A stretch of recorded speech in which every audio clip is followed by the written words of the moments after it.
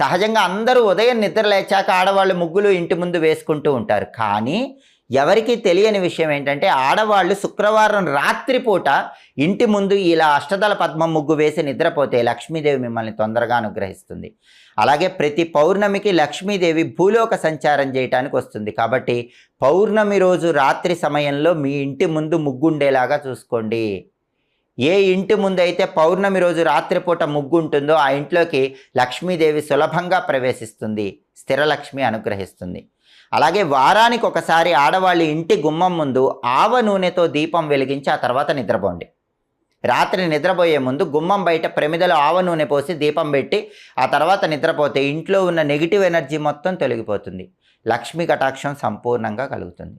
అలాగే ఆడవాళ్ళు తప్పకుండా పూజ గదిలో రాత్రి నిద్రపోయే ముందు ఒక విధి విధానం పాటించాలి. ఆ రోజు పూజ చేసిన పూలుంటే కనుక వాటిని మొత్తం కూడా చక్కగా